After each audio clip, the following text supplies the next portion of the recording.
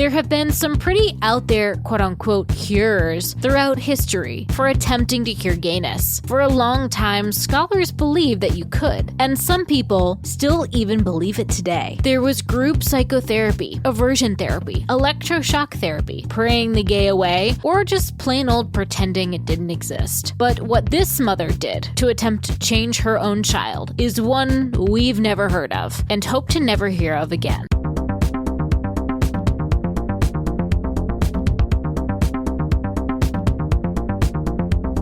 Hello. I forgot to kind of share some of the feedback about our zombie stories last episode. John, if you want to start there. Yeah. Is that my Diet Coke? I thought it was coffee.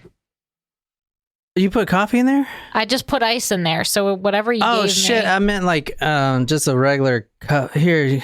Oh. I was just going to put Diet... Just give me the coffee. I'll put half the ice in here. Here you go. Stephanie says... this is about the Alpha Theta Brains episode. Great episode, so fascinating and kind of terrifying. Great start to the spooky season. Mm-hmm. Don't judge me, man. I'm not judging you. Baby, put the ice in here. You do it. I'm reading comments.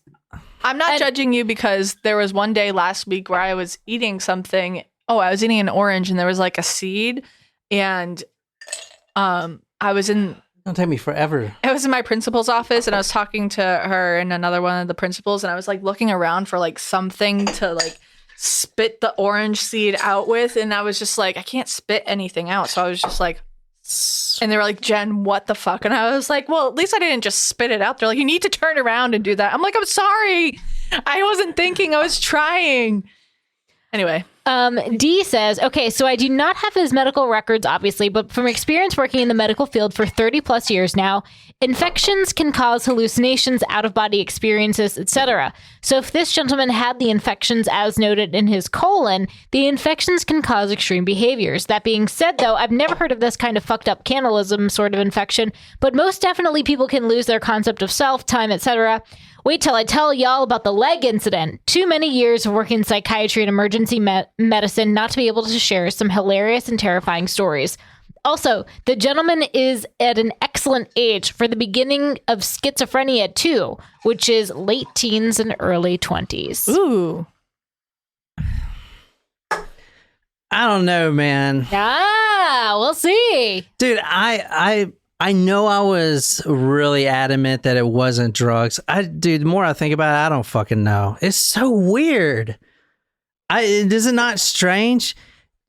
You know? So she says it's a bacteria. Could be. But to eat someone's face off? I'm just saying. All right, tonight I got a crazy story. Wait, we got to do the thing, the usual shit and everything, the shots. This one is for Sydney, who's with us on live chat. Sydney. Thank you, requesting Sydney. gin. Fucking amateurs. I forgot. I was just excited to drink more, I guess. Surprise shots. Surprise shots. We don't know what they are because they're a surprise. Cheers. Cheers. This is to Sydney. Oh, fuck. That's to you, Sydney. Big shout out. Ooh! If you're new here, this is Talk Murder Me Podcast. My name is John. I'm sitting here with Jen and Naquiz. This is episode 266. I put this episode, all the photos and stuff on talkmurder.com. You definitely want to go there and see this beautiful socialite Hollywood millionairess. That is a word, millionairess. Millionairess, yeah. Oh. And that was the word I learned. But you definitely want to go see that. She is, this is an older case in the 70s. But I'm going to go out on a limb here and say this is not in America. Well, all right, yeah. Go ahead and tell me. I'm going to go with England. The shape of this is actually, it reminds me of the Pinkerton detective agency. Mm-hmm. So we are going to England. Good job, Nicole. But Nicole's been all over the world because she's, you know. I've been to London once. We're going to 81 Go ahead and pronounce that. I can't. Catacan. Actually, it's supposed to be a G. I think it's worn off. Catacan? Cadigan. Cadigan. I can see that. Yeah, like it looks. If you're looking at that second C, it looks. Oh, I thought you were saying the first C was a G. No, Cadigan. Okay. Cadigan. Yeah, it's got a G in there. So this is obviously apartment townhouses that you can own. I would love to own this one. Check this one out. That is gorgeous. Oh, wow. Now, in this story, we're going to 1978. So, I mean, the furniture was obviously different, more. Well, that's kind of like mid-century modern. Yeah. Like It's that. beautiful. Yeah. Yeah. But I would Look at love those to. windows. I was specifically talking about that desk there. Yeah. This one apartment right here, 81, is the one you want. This is the one that has history. They all have history. You know, it actually kind of looks like a university. It does. It's like the brownstones up in Boston. Yeah. So, who lives here? Some freaking broke schmuck? No. I would say no. A wealthy person who has possibly inherited this building, this apartment. yeah. Or a group of not wealthy No. So people the who are person- splitting the apartment. The person that lives here lives in 81. It's the unit 81. Okay. So I'm imagining there's 100 units. And obviously Jen lives in G unit. Unit. You know, that guy is amazing. I mean, no one else gets shot 9 times. Fucking survives. Except a cat, perhaps. Did you guys hear who's performing at the halftime show? No. Eminem, Snoop Dogg, I love Eminem, man. Mary J. Blige, Dr. Dre, and I think Kendrick Lamar. Oh my gosh, that's going to be an amazing halftime show. I'm not sure if it's Kendrick Lamar or I don't. He's the one. That's the one person who I think I heard, but I'm not sure. But yeah, the other ones are. I love Dr. Dre. One of my favorite rappers, actually. Yeah. You should go down to Compton and say that. I mean, I would be truthful. So for the podcast listeners out there, I'm showing you guys a picture. And what is this? The majority of this? Plastic bottles, water stuff bottles, like that? Yeah. The person that we're talking about tonight, the Hollywood socialite millionairess, is married to the person that invented plastic. Oh. Wow. Well, no, excuse me. Not to the person that invented plastic, but the person's Son. No. She married this guy named Brooks Baekeland. His grandfather invented plastic in the 20s. Wow. It was like 1928. And plastic, obviously, and you know, what a Has destroyed shithead. the planet. No shit, dude. I mean, how could he predict that we would use plastic for every fucking thing? Yeah, but so we're actually talking about the Harris. Is it Harris? Eris. Heiress. Fuck me. We're actually talking about the heiress of the plastic dynasty. And this is the rise and fall of the first plastic. It was called Bakelite. Can I just tie this into the fact that it is Mean Girls Day today and the plastics? Yes, please, thank you. The Mean Girls were the plastics. Is it really Mean Girls Day today? It is. It is. It's October 3rd. On October What- 3rd, he asked me what day it was. What day is it? October 3rd. There's supposed to be some kind of worm that eats plastic. I don't We know. need to capitalize on that. But that's what's going to happen. We're going to develop some fucking worm that eats plastic, and then the worms are going to just overtake them. I know, but I feel No, like that's what a will risk happen- we should be willing to take at this point. Is what will happen. the worms will eat the plastic, and then the birds. Maybe, chickens don't really eat worms. They eat feed, unless they're wild, I guess. But the number of chickens outnumber the amount of humans in the world. So we're already concerned about a chicken uprising. But if they eat these worms, then the chickens will, attack us or the birds who eat the worms. That's how it's going to end for Yeah, us. fucking save the bees, man. Good point, Jen. So the Bakelite plastic industry was by a Belgian chemist. Moving on, because I don't want to hear about all the travels of some particular host here. This was the world's first plastic invented by a Belgian chemist. And this is the heiress, that married into the family, not related per se to the Baekelands, and Baekeland is spelled Baekeland. So that's how you spell Baekeland. So this is the heiress right here that married into it. Oh, she's pretty. If you want to describe her, Naquiz. She looks like a movie star. I don't know. Very beautiful. Nice cheekbones. Yeah. The picture's in black Good and white. eyebrows. Yeah, she does have nice eyebrows. I need to get mine done before the wedding. So she died in 1972. So these photos, I would imagine 60s maybe. This is more of a 50s, I think. Oh, I'm sorry, Jen. I didn't know we had an expert photographer, historian here I was just going based off of the on hairstyle. all things photography. I was just going based off of the hairstyle. So her hair is red. She has bonfire red hair. Ooh. Is it Very the bottle red. color? Huh? Is it the bottle color? Is the what? It's like bottled. Is it dyed No. red? No, it's like red. I know, but Yeah, you were like redhead. bonfire red. I was like, well, is You that know what just they the say name? about redheads? Nope. You don't? They have intercourse good, well, in bed. I was waiting for you to just keep falling. I thought it was, does the curtain match the drapes? Does Carpet. Does the curtain match the Carpet. pubes? Oh. No, that's right. Curtain match the drapes. Right? Carpet. Does the curtain match the drapes? That's right. No. No, but the saying is It's- curtain match the drapes. No, that's not the saying. I've never heard someone say curtain match the carpet. So No, she said it's the carpet match the drapes. Oh, does the carpet match the drapes? Yeah, that does make sense. That was painful. I usually say, is the hair growing out of your head the same hue and hex code color as the one on your genitalia? That's how I usually say it. Do they make a Crayola color? Oh my god. Fire truck pube red. Fire truck pube Red orange. All right, this right here is Barbara Daly Baekeland. Daly is Daly. So when I spell these things out, it's pretty much that I'm not confident that I'm saying them right, so I spell them out.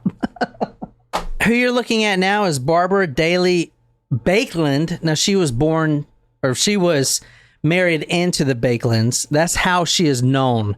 She is extremely beautiful, and everyone knows that. She has modeled for Vogue and a bunch of other magazines. But she was born September 28th, 1921. She died November 17th, 1972. So this is her story right here that we're covering tonight. Now, she grew up middle class, definitely not how she died, which was wealthy.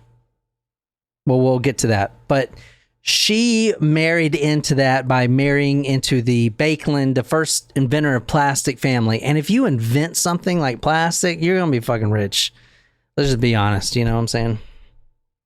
Unless it doesn't work out for you. Yeah. So she was born and raised in Cambridge, Massachusetts. Ah. Bonfire red hair, milk white skin. Now, this is how all the papers describe her as. And tonight we're actually going to July 1972. This is how her life is right now. So July 1972. Now, remember, I said she died November 17, 1972. So usually I'll start episodes with the murder. But for this case specifically, I'm starting with the attempted murder. Oh. And then that same person who she didn't file charges against comes back in November that same year. Was it July to November? 4 or 5 months? 6 months? 4 months. 4 months later, and does her in for good. So, and I'll put her photos and everything on talkmurder.com. There's definitely one photo you definitely want to see. It's a bathtub photo. The same person that attempted to kill her. And we're going to go into the attempted killing. It was he really, really wanted her to die. Oh, that's sad. She decides not to press charges. A few months later, in November, that's it. She walks back into her apartment and she gets stabbed. Boom, she's dead. Oh. And we're going to get into that. But this is the attempted murder. July 1972. She walks back into her unit, her apartment, 81 Cadogan. Now, don't think of her as having like a full-time job like Jen or Nicole or me have, or I have. She is a socialite. So she walks in from just being at the gym or Starbucks or wherever. You know, her day revolves around her. So that is what she does. She is a socialite. She models on occasion. But so she is walking in from an activity that she has done for herself, whether it's hanging out with a celebrity like Andy Warhol or someone like that, or just going to the gym. She walks back into her own apartment. This is midday, and she is confronted with a killer who was already in the apartment. She did not see her assailant until it was too late. Pushing open the front door of the house in Kensington Square, the upmarket London enclave where she was staying with a friend, Barbara Baekeland was about to take off her coat when the maniac jumped out and tried to grab her. Now, Kensington Square, that is the actual square where Cadogan departments are. Okay. So that's why that is like that. Can I just make a comment really quick? This isn't a whole thing. No, moving on. No, wait, I promise. I like your new text. It reminds me of Jeopardy. It does. Yes. I don't Was want that you to on look at purpose? that. No, it wasn't on purpose. It's because you're blue and you like to read. Oh, he I'm did it for blue? you. No, I did it so Yeah, it's... you're blue. Oh, okay. No, I did it so thought it's you meant- easier for me to remember. The pink, when it comes pink, that means it's something to do with penis or incest or something like really gross. So that means that I'm reading it. Yeah. I don't even like pink. And if it's green... But on Wednesdays, we wear pink. Yes. And if it's green, it's something to do with physics or chemistry or something. Oh, yeah. Something to make you sound smart. All right. The maniac jumped out and tried to grab her. So this guy has been waiting for her. And now if you see the photo of her at talkmore.com, she is beautiful. She has been in Vogue magazine. And I'm going to get to her background here in a second, but she had a short stint as an actress. This is another photo of the Hollywood... I would say model, starlet. I don't know if that's the proper word, starlet. She looks regal. Like, she doesn't look like just a model. She looks like she's like a Grace Kelly-esque, you know? Yeah. I feel like there are definitely different levels of beauty. Like, you can be beautiful. She's like classically beautiful. Yeah. Yeah. She has that classic look. July 1972, the maniac that was in her home was waiting for Barbara to come into the door. She immediately takes her coat off. And you saw the house, like she walks up the stairs. She takes her coat off. And this is July. Like, why is she wearing a coat? I guess London maybe be cold. It's probably not as... well, I mean, I don't know. It's different weather in London. It's probably as a rain jacket because it rains there all the time. And this is a very wealthy apartment. Even though, as you'll see, Barbara at the time thought she was living in shambles because that's how rich people think. But anyway, moving on. She walks into her home, takes off her coat, and immediately the maniac attacks her. The attacker, now this is from one of the news sources that I used, quote, grabbing a fistful of hair so that it tore and ripped the scalp. He began dragging her into the road to throw her under a passing car. So this guy really wants to kill her. He takes the one, not the one thing, but he takes the prime thing that she uses for her success so far, which is her beauty. That hair, that bonfire, redhead, and drags her into traffic. That's terrible. Drags her into traffic where the red hair, a big clump of it in the back, comes out. Oh. So he's holding it, and they actually find the hair there on the sidewalk. She tried to resist by clinging to the gate, so he began slamming it backwards and forwards on her fingers, harder and harder. He smashed the metal against her hand, breaking her thumb in 3 places. So there's a gate in front of this Cadogan Square, and she is desperately trying to stay in the gate because outside the gate, there's cars passing by. And his intention was obvious to her, and that was to take her and throw her under a passing car, which will then kill her. And she definitely did not want that to happen. So she is, with all of her inner being, trying to stay within the gates of her apartment complex. Okay. But as she is holding on for dear life, he is taking the gate and slamming it against her fingers and her thumb, which she breaks in multiple pieces, and it's making the clinking sound and everything. He is really trying to get her to let go of the gate. But from what you're about to learn, the killer was actually a weak individual, and he could not pull her completely away from the gate. So he decides to change his method of killing her. He wants to kill her. He's going to kill her, but throwing her under a passing car is not going to work because she is too strong. So he runs back into her home and he grabs a carving knife. You know what a carving knife is? Yes. Like for turkey. Yeah. So, you know, you don't have a carving knife. Well, are you talking about an electric carving knife? Because no, I do not have like a regular carving knife. You do? Yeah. Oh, I thought it was like a rich people thing. It's in the butcher block. Like people that have spoons for soup. Like assholes. We just have spoons. We don't have soup we have fucking big spoons and little we spoons. We have big spoons and little spoons. We don't have soup spoons. No, but perhaps we should. The So, big spoons are essentially soup spoons. I've been eating a lot of wonton soup lately. what the fuck, Jen? It does sound good. Yeah. He runs into the home, grabs a carving knife, comes back. Now he's shouting out at the top of his lungs, anyone that would listen.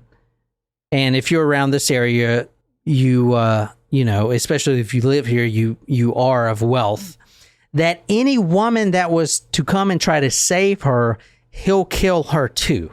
Now this isn't a wealthy community. Cadogan Square. Like you have like big people that come here, musicians. I mean, this is all in way the 60s. We don't know any of these people, but you know what I'm saying? Big We know people. of them. Yeah. That are coming here. And this is all happening in broad daylight.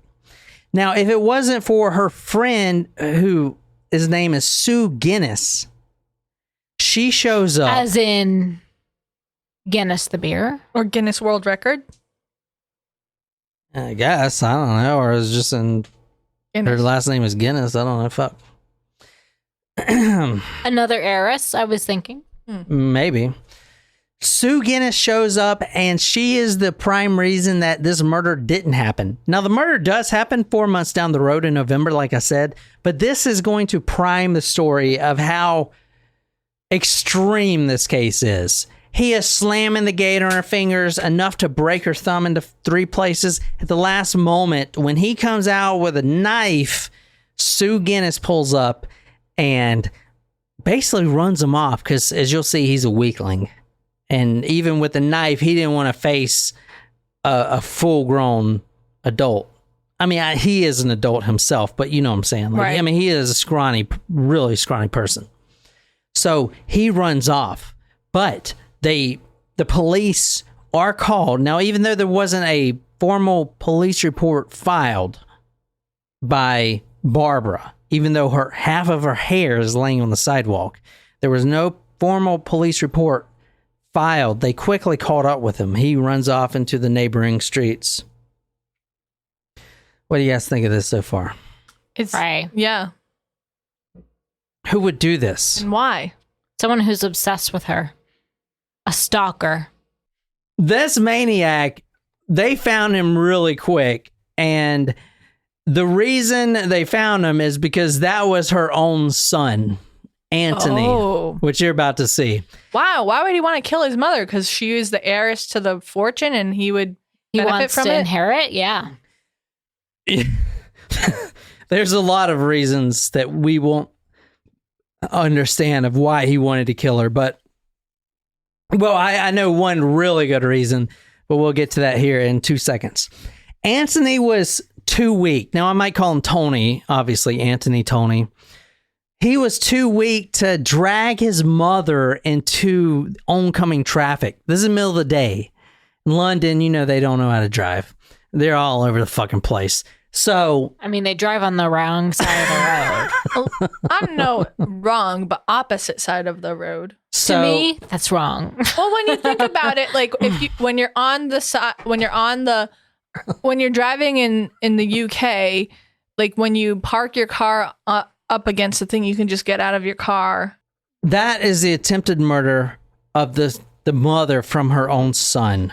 Now, we're going to talk more about the murder here in a second, but this is what the psychiatrist told the mother 18 days before she was actually murdered by her own son with a butcher's knife. Oh my gosh. And I hope you if want to I read have this, a kid, they don't want to murder me.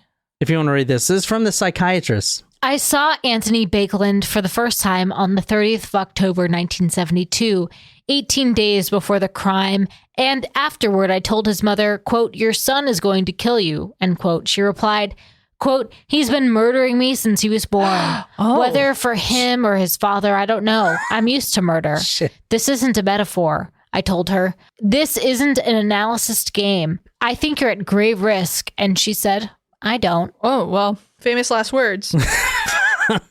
I mean, Yeah. damn. Yeah, no shit. So they just did not get along. This is her right here. Look, he's trying to strangle her there. Oh my God. Oh, shit. She is beautiful. You can tell her hair's red there. Yeah. Yeah. Just because the way it, I don't know. It's Because like of the light, even the though it's a sepia? black, it's a sepia color. Yeah, sepia color. But you can, I mean, it's, yeah. She is cooing the baby. Cooing? Yeah. Cooing? Shushing, cooing. Shooking? Shaking? No, shaking. She's not shaking. She's not shaking the baby in that photo. Shaking. Holy shit. Damn, John. All right, this List of people I would trust my baby with. You know what's amazing is Oh, John yeah? is actually really good with I children. know. I'm gonna I take care know. of your dog, I know you or are. at least for the first day until he runs off. Oh my God. This right here, who you're looking at, is a picture in better times. This is the newborn Antony right now. Now, as Jim pointed out, and I didn't notice before, yeah, it looks like the baby is trying to strangle the mother. He's hanging on to her necklace. Yeah, I was just making a ill-tasted joke. Can you tell the mother loves the child, or is it more? Yeah, Of of a course show. it looks like she loves a child. I think that she's trying to get him to quiet down. I mean, like, or, I don't know. It doesn't look like she's upset with him, but maybe he was crying.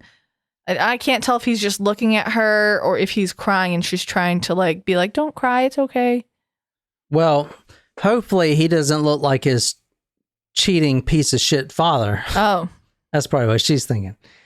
So let's talk about Barbara's background really briefly before the baby and everything else. Her father commits suicide at the age of 11. Her father commits suicide when Barbara was 11. So this is before she was a Baekeland. Her father commits suicide, and not much is known about the mother. Wait. This is before the baby and everything else. Wait. How can her father commit suicide at 11? That means she was 11. She was 11 years old. I literally made that clear. Okay. You need to stop drinking more. 0.12. 0.12. You fucking drunk, dude. How are you that drunk? Do you feel drunk? You must have not ate Bojangles today. I ate didn't. Bojangles twice and a Cinnabon. I'm fine. There's that diet shit, that salads and stuff. Correct. That shit's fucking you up. You must be seeing dubs right now. I think I'm going to bring you guys some of my Factor meals this week because I forgot to skip them. Sure. If you want. I'll take them.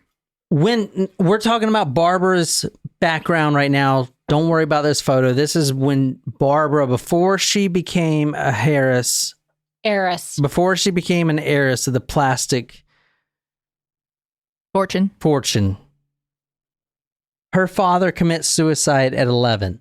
This was January 1933. Now, this is the first news we actually know for sure about Barbara's family. Not much is known about the mother. One thing he did do right is he made it look like an accident. And he gassed himself in his garage. So keys turned to the on position, garage door shut, exhaust goes into your mouth, kills you, I don't know, 20 minutes, 40 minutes, something like that. I don't know how he actually made it look like an accident, but the insurance policy did pay out. So they thought it was an accident. I can promise you that the mother didn't kill the father. We know that from just looking at Barbara's makeup and how she is. And you'll see that here in a second. But you mean her personality, not her makeup, like. Yeah, her personality. But the father, now this sounds fucked, but you're about to see why I'm saying this. The father most likely killed himself because of the mother's mental instabilities, mental decline and instabilities. There were some mental health issues that was going on with the mother that was 130% passed down to Barbara. Now, Barbara inherited these mental, whatever it is. I mean, depression, anxiety, the whole list of them. She inherited them, or she learned them from her mother, whatever you want. Mm-hmm. But she definitely had them. So you're going to really see that here in a second. But anyway, her father commits suicide when she's 11. Her mother and her moved to the Delmonico Hotel in New York City. Now, for her, this was actually a good move because she's 11 now. Let's say she gets there when she's 12. She starts filling out, growing up. She's already beautiful. Now she's in New York City where a lot of wealthy people are, where a lot of people can get noticed if you're, beautiful and stuff like that. Yeah, she's not in Hollywood, but this better than Cambridge, I would imagine, for being. I mean, I don't know. Cambridge seems like smart university. Yeah, I mean, maybe that's because of fucking MIT. Sorry, or whatever. I think I just kind of heard the better than Cambridge part of it, and that's where I was going. No, I'm saying because New I don't York, think any town is better than Boston. Well, New York City, like at the time, I mean, it was popping. I mean, I mean, for as far as like trying to get noticed and like modeling and all that jazz. So let me tell you about Barbara, her mission in life, and this isn't a bad thing. Shit, I would fucking do it. She wanted to marry into a wealthy family. That was her goal in life. And there's nothing wrong with that. I don't know, maybe you think there is, but she was beautiful. She knew she could get a rich man. She wanted to marry into that.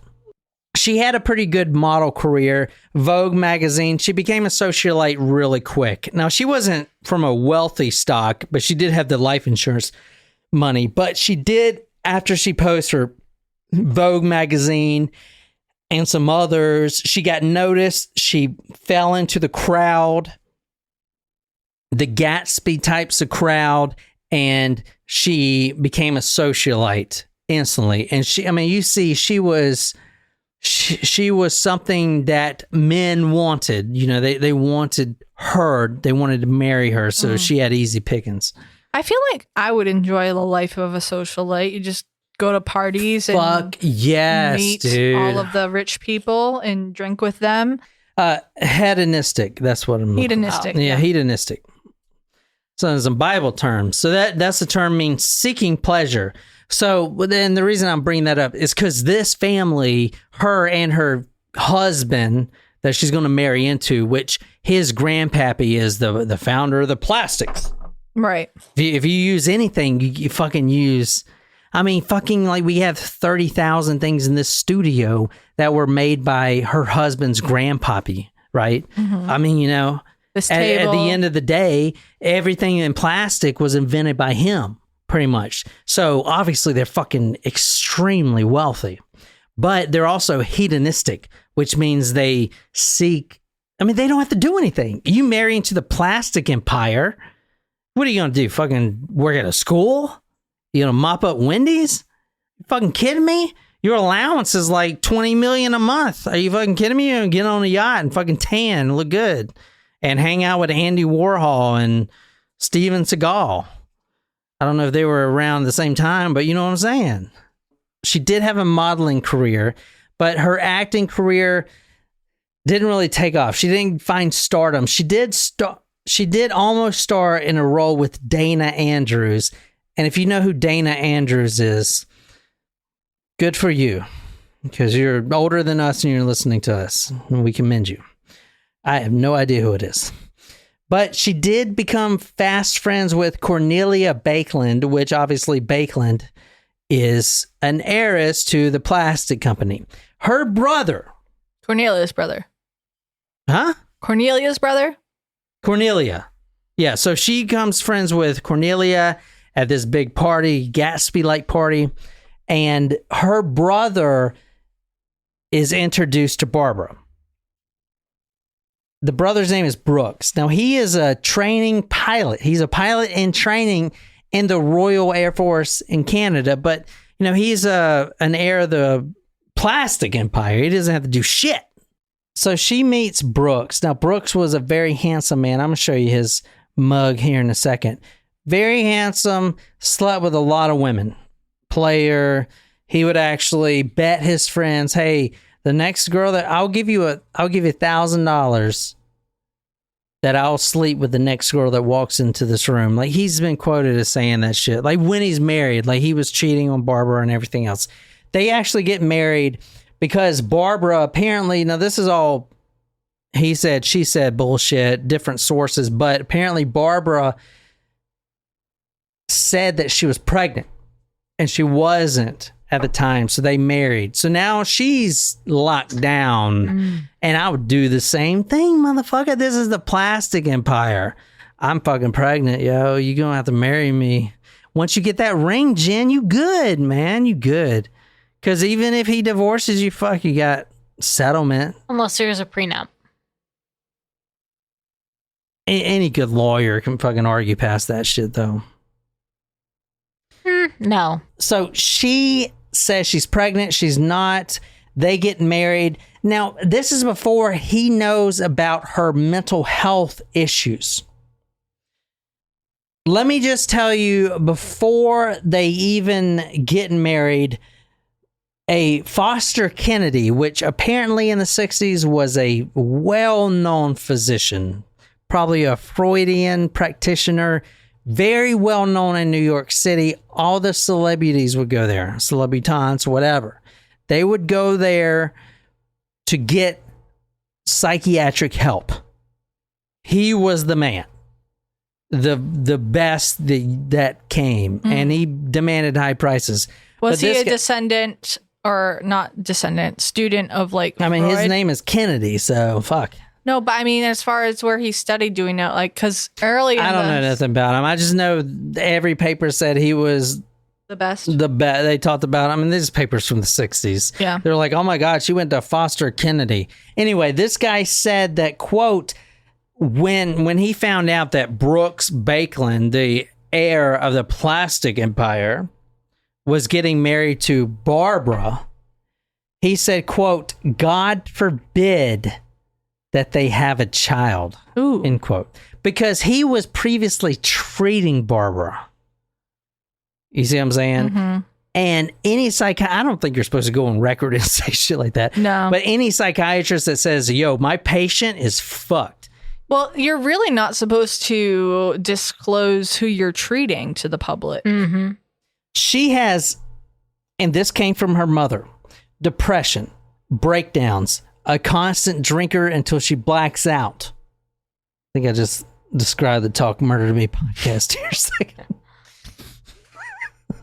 Anyway, You're not wrong.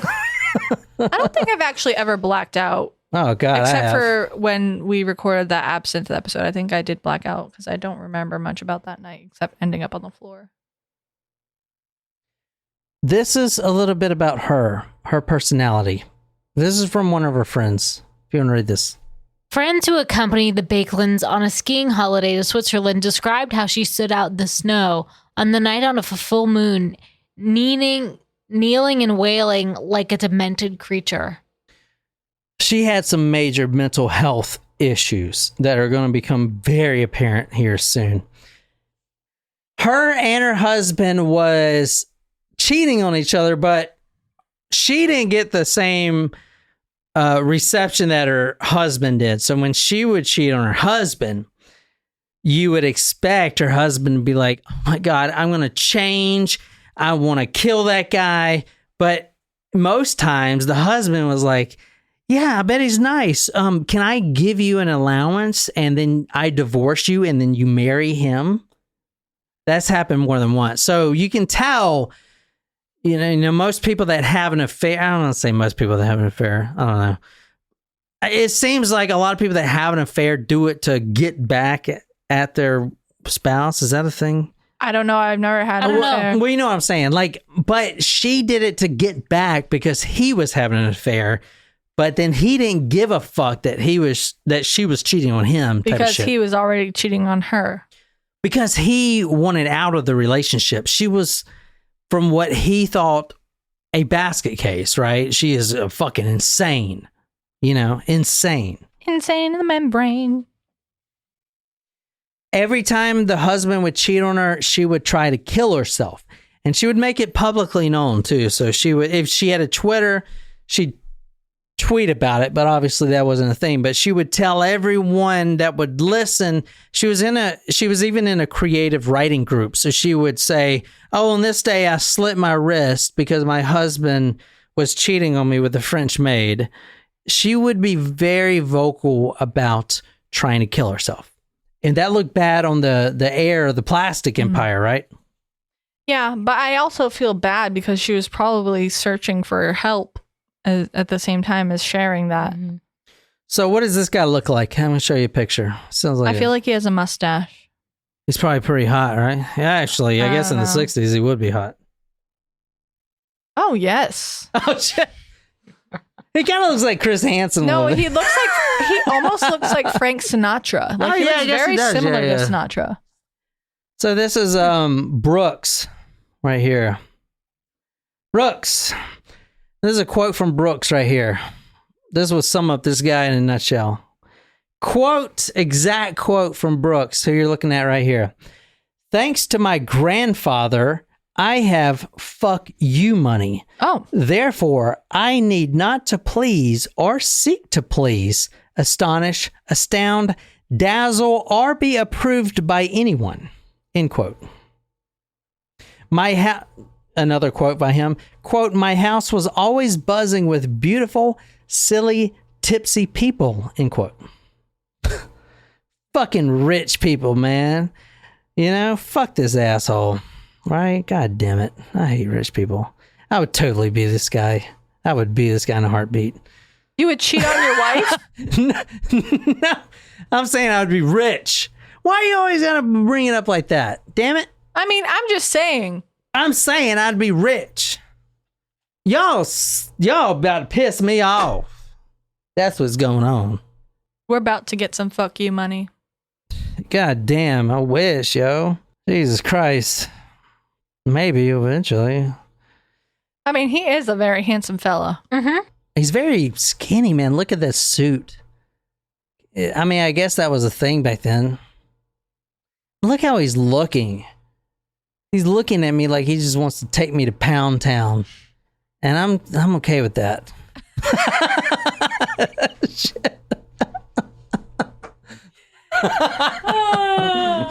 That's great. He's like, boy, turn over. Time for Pound Town. And you're like, how much? Hey, name your price. All right. Thanks to my grandfather, I have fuck you money. Therefore, I need not to please or seek to please, astonish, astound, dazzle, or be approved by anyone. What do you think the son looks like? A combination between the parents. I'm sure he's quite attractive, actually. Yeah. Unless he's not. Because sometimes two beautiful people make an ugly baby. Not often. Jesus Christ. I'm just saying. Sometimes it doesn't work out. Sometimes it doesn't work out. Does it work out and they're fucking ugly? What do you do with them then? Put them in the closet? Hope that they have a good personality, I guess. Jen, you are sounding like a total shithead. Yeah, I am. I would like to retract that statement. Because I said something really stupid a minute ago and everyone's forgotten about it. Yeah. He's just going to put my bad quote on replay. A loop. All right. Loop that. Future John, loop that. Okay, so this is Antony. They gave birth to Antony Baekeland on August 28, 1946. Now That's she's the year my good, dad was man. born. She's good. She got a baby now. She's good. She's in the plastic empire. Yeah, but she may have that doesn't look like her. Well, no, that's not her. That's the son. That's the son? That's the son, yeah. Oh, okay. That tried to kill her. That threw her in traffic. Do you guys not remember that? Were you drunk? We talked about him smashing her fingers in the gate. Ching, ching, ching, ching. And then trying to throw her in traffic. But he's too weak. Obviously, look at him. He's really weak looking. He's a weakling. I mean, not being mean, but he is very weak looking as an adult there. that he's an adult there? Well, he's 16, 17. Well, I thought that was their daughter. There you go. That's what I'm saying. This Tony, was trying to push his mother in traffic, couldn't get her off the gate, goes into the home to get the carving knife. That's the boy. What was the hate behind his mother? I'm going to tell you. And if you don't want to finish this episode, you can go watch the movie Savage Grace by Julianne Moore. Is that her name? Julianne Moore? Julianne Moore. Oh, she's a redhead. Okay, yeah. so she would play the lady. She's the Jen. Okay. Redheads. Yeah, there you Savage Grace. All right, they gave birth to Antony Baekeland August 28th, 1946. They moved all over. Now, the family, they don't have jobs. This is rich people. So if you think of, I don't know, what's a really rich family? Kardashians. Yeah, the Kardashians or whatever. They don't actually have to do anything. They just travel and, whatever the fuck they do. The Vanderbilts. Take poopies on golden toilets. I don't know. And then Instagram it. Did you know that Anderson Cooper is related to the Vanderbilts? I did. I have a lot of respect for Anderson Cooper. I saw him on, so I guess when in his younger days, he was filming The War. Not younger days, he was still fucking silver. A silver fox. But he was like, in, I believe, Baghdad or whatever, dodging bombs and shit. I had a lot of respect for him after I saw that. I was like, damn, dude. He's very good reporter. Yeah, I can tell. I was like, damn. You got, you attracted to younger men. He may be. so. I guess I'm a man nowadays. And Yeah. not just a Well, little... he is gay. Well, yeah, I know, but he wouldn't like me. You don't know that. So should I message him or?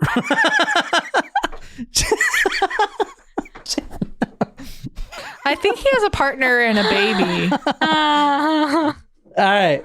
So, does this look like a boy that would try to kill his mother? No. On multiple occasions. This is not once. And in fact, he actually tried to kill his grandmother. Stabbed her 8 times. We're about to get to that here in a second. His name was Antony. Well, Tony. It should have been- Everyone called him Tony. Should have been Damien. Yeah, I guess so. Yeah, Damien. Like the I'm Omen. actually, I'm reading the Omen now. It's on my Really? nightstand, yeah. Nicole can't look at it. She's like, devil. He looks like a young adult woman. That's so that's the weakling. And I'm not trying to be mean, but I mean, he can't even say that it has to do with him being a weakling or not. It just he has very feminine but he could features. not. Yeah, I know, but he could not pull his own mother off one hand grabbing then the gate. Needs to go to the gym if he wants to be strong. What the fuck? You can work on strength. You just can't work on. Can't necessarily like know. All right. So this is Antony Baekeland. Go to talkmore.com if you want to see that. He was born August 28, 1946. I'm telling you right now, Barbara or Brooks. Brooks, number one, most of the time he was in another woman, literally didn't give a shit about his wife nor his son, especially not his son. Well, that's hated sad. his son. Thought his son was there's a quote in here I won't get to, but it was something the reincarnation of evil or some shit. I'll get to that in a second. But Antony was schizophrenic. He was actually diagnosed with schizophrenia. He was also diagnosed with extreme paranoia. So he was a paranoid schizophrenic. Yeah. The father refused to get him treatment because he thought his son was the epitome of evil. I'll get to the exact quote later. It's not in this slide. Well, and also that psychiatrists are amoral. Well, yes, the view on mental health was completely different, especially during that time period. And I believe like the 40s, 50s, that's really when, you saw like the not in my backyard, like people didn't want anything to do with like the NIMBY. They didn't want anything to do with mental health, patients, especially people that were homeless and couldn't take care of themselves. And you saw the institutions. And so from that point forward is when it really changed, but that he was kind of like mental health wasn't taken as seriously as it is today. Antony had a marked stammer and he, quote, enjoyed pulling the wings off butterflies. Oh, end no. quote. Like he actually did that. This is what they wanted their son to be. They wanted the boy to be a genius, said artist Yvonne Thomas. That's what struck me. I felt uncomfortable with him because I felt he had to be something. So it's hard to explain this, but Barbara and Brooks were hedonists. All they cared about is themselves and the pursuit of pleasure. And pleasure to them means to be the in crowd. They wanted people to admire them. They wanted people to know that they're rich and wealthy and successful and happy and all this shit, right? Which in the end doesn't really fucking matter. So what they didn't want or give a shit about is giving their son any type of care or love whatsoever. They didn't give a fuck about him. They didn't give a shit about him at all. I mean, didn't give a shit about him. But what they did want to do was show, okay, we do have a son, yeah. Yeah, I'm glad you asked. We do have a son, yeah. He's actually a genius. Yeah, he's a genius. So they wanted their son to be able to keep up, I guess. Like, not keep up, but they wanted it to so they can brag about him. Yeah, they don't want to be like, here's my son. We're all successful, and he's fucking failing out of high school, and he's a skater like John Perry type of shit. They don't want that. They want, he's a genius. He's an artistic genius. But then you see this artist right here, Yvonne Thomas, says that's what struck me. I felt uncomfortable because I felt he had to be something, and he wasn't. He wasn't a genius. He wasn't a great artist. So he felt immense pressure from his parents. Yeah. Right. And not only that, but you see the power the parents had, because this artist says, I felt uncomfortable because you have these rich parents that are empire wealthy from the plastic empire.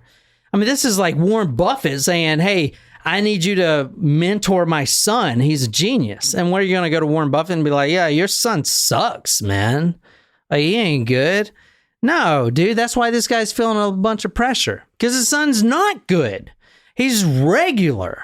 In fact, he's really weird. When he was in art class and stuff, in multiple occasions, everyone's, shading the apple. You put the apple in the light, the little light, you see the shade. And this is the shading class. This is how we're going to practice the shading techniques. Mm-hmm. He's drawing fucking serpents coming out of dead bodies and shit. Oh, shit. Blood everywhere, just completely off the fucking wall. Just like mental health. Like, dude, you're not a genius. You just need help, man. Like, it was like serious. Everyone knew this. Everybody. I mean, even the psychiatrist said, your son's going to fucking kill you. Yeah. Are you kidding me? Get the fuck out. Like, literally, I interviewed your son. He's going to literally kill you. He tried to before. Like, well, your son he's got mental problems. Like, bad. He's not a genius. He's literally just going to fucking kill you. You know, and everyone was saying that. All the friends and everything. Well, not the yes people. You know, the yes people. Yeah. Yeah, not those, but the people that wanted to be in with them. Yeah, exactly. Quote, Antony Baekeland, in fact, was simply another plaything for two selfish, Gatsby-like individuals who counted Salvador Dali, which is the clock guy, the weird demented melting clock. Yeah. Salvador Dali. He had a mustache. Yeah, the curly mustache. Salvador Dali, Dylan Thomas, which I'm not sure who that is, and Tennessee Williams, which I'm pretty sure is a musician. A jazz musician. He was on the Big Mouth. Remember the Big Mouth show? He was in the attic. He was the ghost. Yeah. That's a different artist. Oh, I thought it was. Anyway, Tennessee Williams. Tennessee Williams is a writer. Oh, okay, I thought he was a jazz musician. Yeah, me too. Anyway, who counted the couple, Barb and Brooks, counted Salvador Dali, Dylan Thomas, and Tennessee Williams amongst their entourage. Now, these are all people in the 60s, but just imagine them being Jessica Biel. Is that her name, Jessica Biel? Mm-hmm. That's Jessica Biel and Justin Timberlake and Jason Bieber, all them people. Jason Bieber. What? Justin Bieber. Justin Bieber. Justin Bieber. Jason Bieber. The mother and father, Barbara and Brooks, would actually make their son read to their socialite friends, and they would make him read from Marquis de Sade. This guy wrote 120 Days of Sodom, which I started reading that as fucked. They would make their own son. Now, he was 12, 13 at the time, sit in front of all their wealthy friends and read from 120 Days of Sodom, which is nothing but a demented sex perversion novel. Total opposite of 500 Days of Summer. Oh, well, I don't know what that is. That was a movie. You didn't see that movie? I didn't care for it. Well, I'm also a guy. I loved that movie. I only like the scene with the flash mob. I like football and wrestling. So no, you don't. Girls. You like none of those things. Well, he likes girls. Perhaps.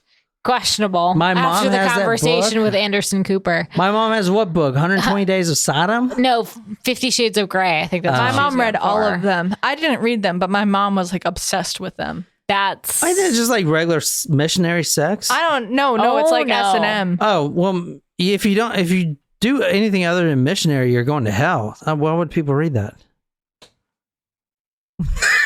I did watch the movies. I saw the first one, and I saw it in theaters, and it was fucking hilarious. I saw it in theaters with my so mother. so much fun. Whatever. That's It's awkward. hilarious. Like, oh my God. I saw it with my girlfriends, and we I'm went to almost Cinnabar there. I'm and had almost there. drinks, and it was fun. I'm almost there. That's what you were thinking. No. As in orgasm. And all right, so he was homosexual. They thought he was bisexual at the time, but here's the thing. I don't know if it was a time period or the fact that they wanted to be something, they were in the public spotlight, is what I'm trying to say. They did not want their son to be gay. A lot of people during that time period, even today, less so today, but a lot of people during that time period especially did not want their child to be gay. It was not accepted at that time. But it's kind of interesting, and I think they go in this in the movie too. But if you watch, here's the thing: if you watch the movie and read some more about the family, they pushed their son off to wealthy. Like, for instance, at one point they sent their son to spend the summer with some prince of whatever, or some country.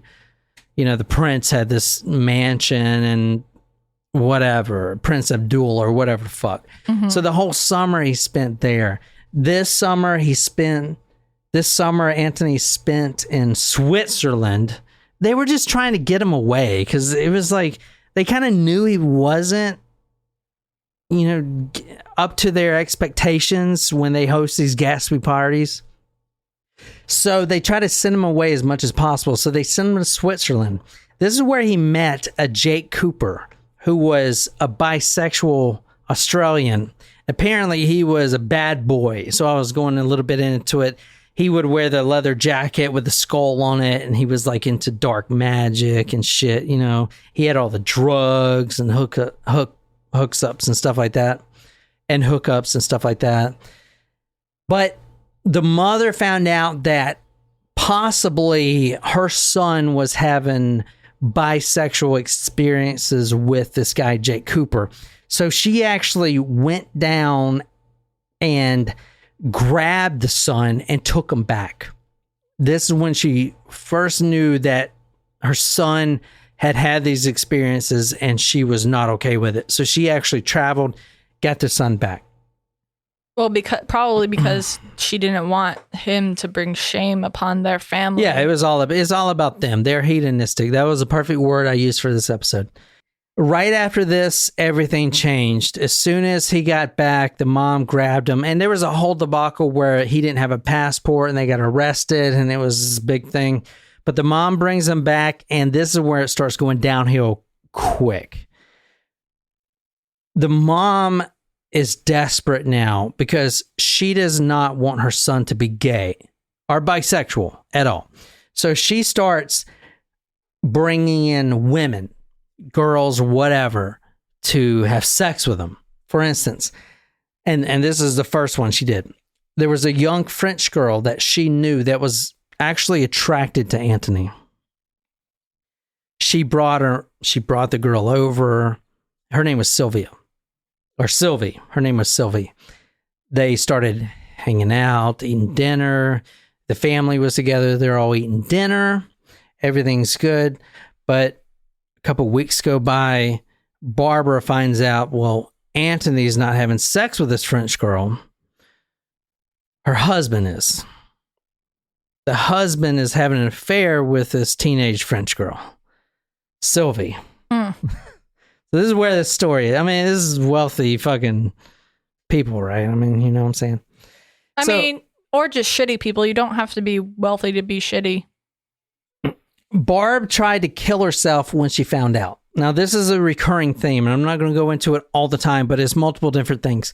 Cutting her wrist, she'll try to drown herself. She'll do anything like that, and she does try to kill herself. She saved almost all the time by someone walking in or whatever that saves her. She does try to go through with it, but she is very open with it. So I try to kill myself. I try to drown myself because my husband is fucking this French girl, yada, yada, yada, kind of shit. Very open with it. All right. So things are going downhill really quick. She tries to kill herself 1968 in February. She ODs on sedatives and vodka. The husband says fuck it and files for divorce and wants to marry the French girl. All right. Barb, after because she thought it was just a one-time thing. You know, they're having an affair, whatever. He'll break it off once I try to kill myself the first time. He says, fuck no, I'm done with you. I want a divorce. And that's it. She tries to kill herself again by slashing her wrist. Then, quote, this is from Brooks, quote, faced with becoming a murderer for the sake of freedom, I gave up my girl, end quote. So he gave up his French girl, his French teenage girl, Sylvie, so he wouldn't think of himself as a murderer if his wife kills herself. Right. He has this kind of, you know. Yeah. Barbara started dating a Spanish physicist. And as I said before, this backfired because Brooks was actually ecstatic. He was like, oh, great. He's smart. He's got money.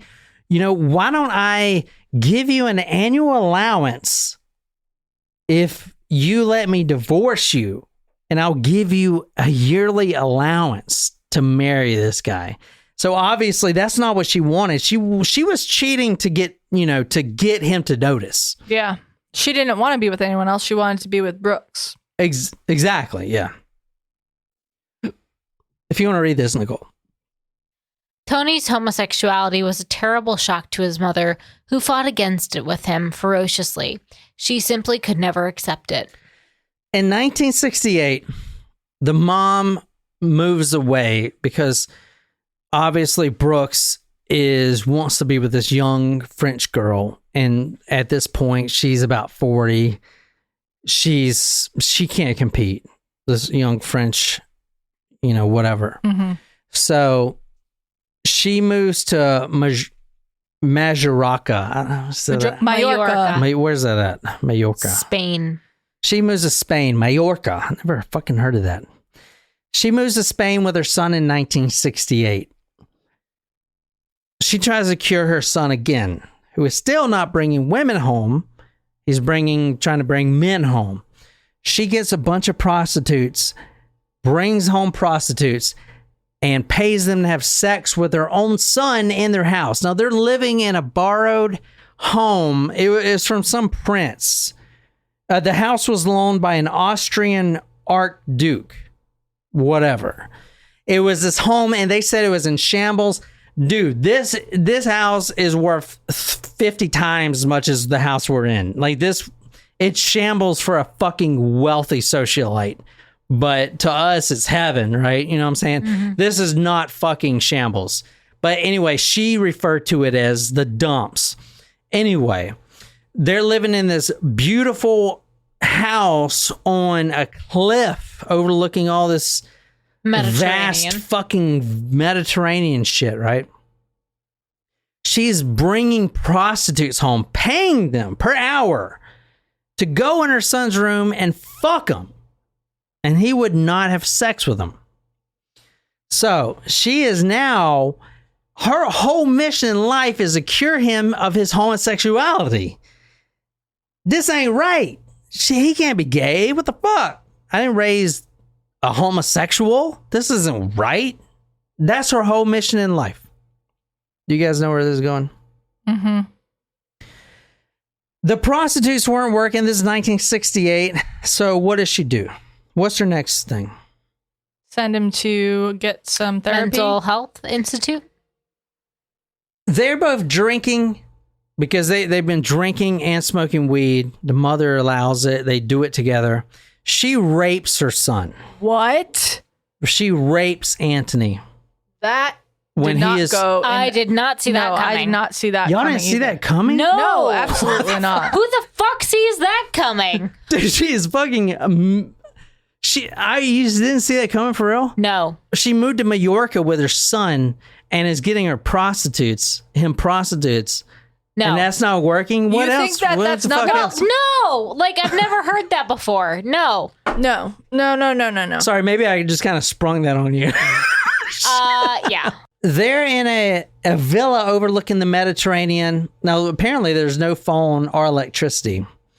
And the weird thing about it is she was very open with it.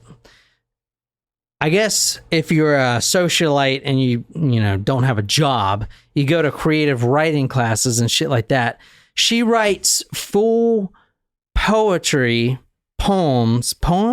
Mm-hmm. Yeah, you said it right. I said it right. Yeah, Poems. good job. Poems. She writes full poems. No, you had it right the first time. She writes full poems. Yeah. She writes full poems. Oh, that sounds weird. No, Poems. that's You're good. correct. You're doing so good. I'm so proud of you. She writes full essays about her having sex with her son. Like, I just don't. I mean, I guess she was dealing with mental illness. I'm not trying to defend her whatsoever, but I just don't understand. And I guess it's good that I don't understand how you can think that's going to cure your son's homosexuality when actually it's going to traumatize him. Like, that's not normal. Like, that is not okay. In the movie Savage Grace, you'll see Antony, and I meant to put a screenshot here of the movie, but you'll see Antony and his mother sleeping together with other men. So other men would come, famous celebrities, and they would sleep with both mother and son. Because So like a threesome? after she raped her son, his mental capacities declined greatly. And at this point, he would willingly have sex with his own mother. And you'll see why. He is not in the right state of mind. Let's just say that. Well, no shit. Not after that. Yeah. I mean, that doesn't make killing your mother right, but it doesn't. Kind of get it. I kind of get it. You kind of get it. The fuck? Is this the good incest? What are you talking about? No, I kind of get that he murdered his What mother. is your definition His of good mother incest? Because that's the raped second him. time that you've used that term in this episode. It was an homage to a horror movie that it was Good like a incest. comedic horror movie. They were saying but something. but anyway, I kind of get that he murdered his mother after his mother raped him. You know? Yeah, but he would continue sleeping with his mother. In fact, in one quote, but I don't think I put this quote in here. You know, maybe I'll go look it up. But it was something like he told the psychiatrist, "Yeah, I'm fucked up. I've been fucking my mother for 1.5 years or something like that." Yeah, that is fucked up. No, I'm saying, he knew it. So anyway, she was very open about it. Quote, she was very honest about it. She said she had done it to break him of his homosexual tendencies. Remembered Bernard Frimm, a painter, who met Barbara on a cruise shortly afterwards. She talked about it as though it was a therapeutic act, end quote. So it was therapy. This is mommy son therapy. Sounds like a porno on Brazzers.com. This is not Oedipus. This is not like... Now, the father and his new wife, Sylvie, the hot French girl, moves to Mallorca. The father and Sylvie moved to Mallorca, unknowing that the wife, or the ex-wife at this point, and the son is living there. Now, this is terrible. The son, if you see here, this is a photo that the mother took of the son. There was a lot of these photos around the house. That's so strange. Yeah, so that's the photo you saw earlier. Remember of the guy's, boy's face. Let me go back. Yeah, you that's saw the this same photo. one. Yeah. Yep. So this is the actual photo. There was a lot of photos, nude photos of her son taken by her in these weird positions, and that's her on the left there. Yeah. So the daddy comes to Mallorca with the French girl.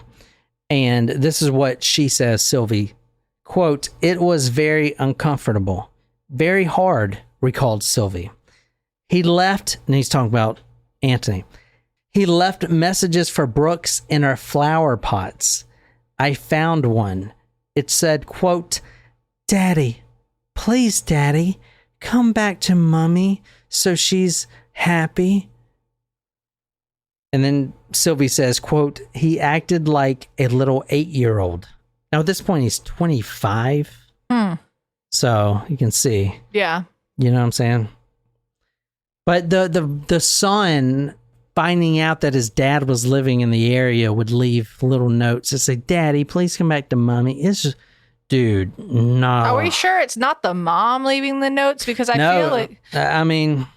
One of the friends said about Tony, one of the mother's friends, quote, we saw him alone on the rocks, playing with crabs.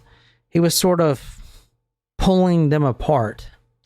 Which I would too, man. Those things bite. Those things fucking hurt. Tony's strange behaviors was well noticed in school too. He was often dazed in his own world. He would, in art class, draw disturbing figures when people would just be drawing apples and shit. He would draw death and gore. And he told one friend, this is the quote, I am fucking my mother, Tony told one friend during this time. I don't know what to do. I feel desperate. Barbara took a creative writing class and wrote about the incest with her son. She took photos of him, as you see there, and as she's taking these photos, now she's hanging these photos up on the wall. Okay, this was hanging up on the wall. And next to it was a photo that or an illustration that he drew of Mummy. Oh, no. So next to naked Antony in the bathtub was Mummy drawn in oil paint with her head decapitated with snakes coming out of it. Yikes. Yikes is fucking goddamn right. He started getting violent. Now, at this point, she's the ex-wife. She can't afford the best treatment. Barbara couldn't afford the treatment that her son needed. And Brooks, the ex-husband, refused to pay because he thought psychiatrists were immoral and his son was the, quote, personification of evil, end quote. Interesting. That was that quote I was looking for earlier. One night before the murder or attempted murder, he beat his mother unconscious with a wooden cane. Yikes. After that, he was diagnosed as schizophrenic. He wouldn't do this like the cane incident or anything. It's not like his mother and him are watching TV alone. Mm-hmm. This was in front of wealthy other friends, a lot of friends that didn't come back, obviously. But one night he smashed an egg on her face in front of a whole bunch of friends. They were having a dinner party. Smashes an egg in front of her face and starts choking her to death in front of all of her socialite friends. One night he tried to stick a ballpoint pen through her eyeball. Oh my gosh. Jesus Christ. Yikes. And she had to go to the hospital for that. In 1972, he was often found in a catatonic state, clutching himself and swaying to and fro. So if you think of the movies with the old mental patients, the mental institution patients that are just kind of going back and forth like this, you know, maybe in the straitjacket, that's swaying back to and fro. That's what that means. He was often found in school in a catatonic state, which is not in this world. You say, hey, what are you doing? He doesn't even know you're responding. Non-responsive. Yeah. He was taken to Lindsay Jacobs, a Dr. Lindsay Jacobs, which is a very well-known psychiatrist. This guy says, quote, your son is going to kill you. I think you were at great risk. And then about 2 weeks later, obviously. Now, this is kind of interesting. This is the paper the day after he was murdered. Now, there is a lot of papers, and they're all the same. Doesn't matter what paper, they're all the same. This is page 12. So it's not even like it didn't make front page. Well, it didn't make front page, but I kind of wonder if the mother, after she got murdered, would be upset that it didn't make front pages. I was just thinking, This is the murder day in November. Cops came to the house, and this is a woman's death charged to son. The body of his, if you want to read where it says the body of his mother. The body of his mother, Mrs. Barbara Baekeland, 50, was found late Friday night in the blood-stained kitchen of $250 a week apartment in fashionable Cadogan Square near Buckingham Palace.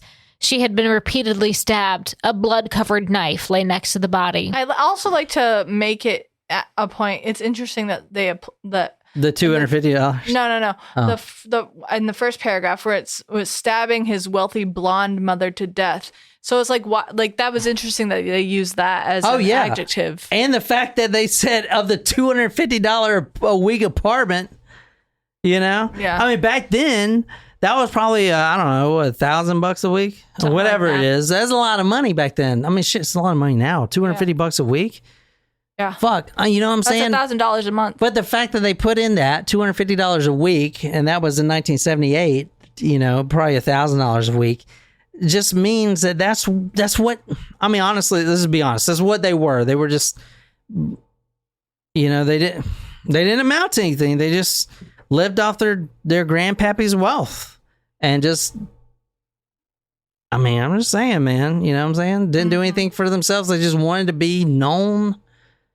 Famous for famous. I don't know. So anyway, that was page 12. The cops come to the house and they find Antony, who had stabbed his mother, and you see the blood-covered knife lay next to the body. Stabbed his mother to death, finally got rid of her. He was on the phone. Who do you think he was calling? Dad.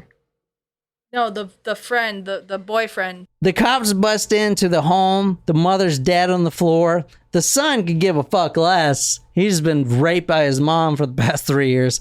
He is on the phone ordering Chinese food. Wonton All right. soup. He wants some wonton soup. Fucking crazy. You know? Don't mind me, you know. You guys want anything? I'm gonna be goddamn pissed if the fucking cops drag me off before that shit gets there. C7? I would like some scallion pancakes, please. Goddamn, that doesn't sound good. We like our chicken about pies are ready for an hour. I'm wrapping this up.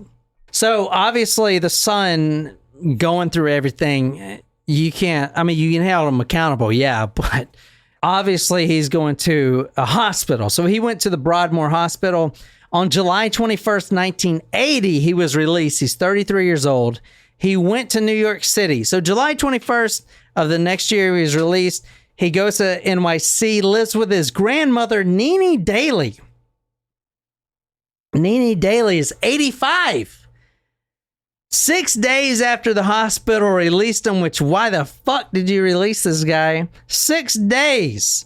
He stabs her 8 times. An 85-year-old woman stabs her 8 times and she lives. She fucking lives. God damn. I mean, obviously she's dead now, but fuck. 8 times, 85-year-old? Fuck, dude, that is incredible. To me, I don't know. 8 times. Broke several bones.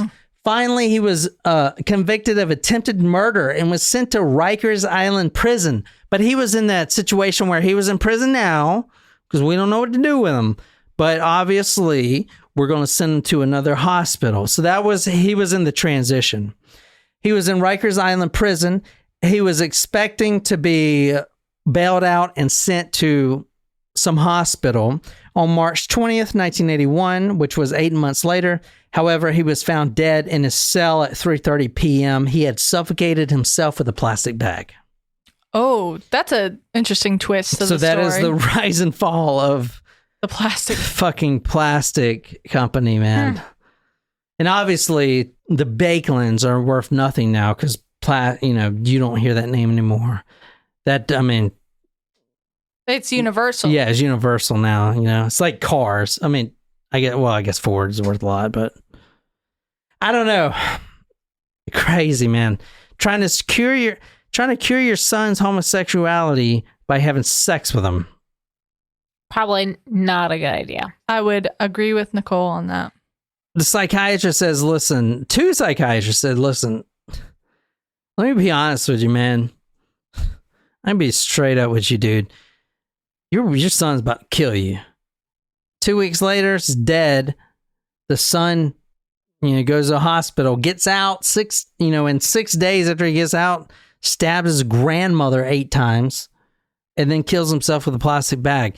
That, you know what? I mean, if you could really dive into the story, and if you watch the movie Savage Grace, I haven't seen it, but I'm pretty sure it's what I'm about to describe. The mother and father didn't give a shit about him. They kind of just threw him over the rug. When they did bring him up, it was like, oh, he's a genius. He's just kind of weird, kind of shit. And then, whatever, man. I mean, fucking rich people, dude. What are you going to say, man? Any questions? That was crazy. That was a couple of twists and turns. Twist. So for Friday's episode, Nicole's going to be talking about some Nazi cult. Pedophiliac. Pedophilia? Oh, just the worst fucking people ever. Nazis. So, and she did a lot of research for a little limited series podcast called, if you go ahead, Colonia. No, actually it's called Dignidad, a Nazi cult in Chile. Yeah, Nazi cult. So the Nazis actually fled to Chile. So we're going to be talking to Nicole on Friday for that episode. So be sure to stick around for that. And of course, we were on live chat today. I really appreciate you guys that got on. Sydney, thank you so much. Wolfie, thank you so much for getting on. And that's all I got for tonight's story. Hope you guys enjoyed it. Until next time, good night, you lovely, lovely people.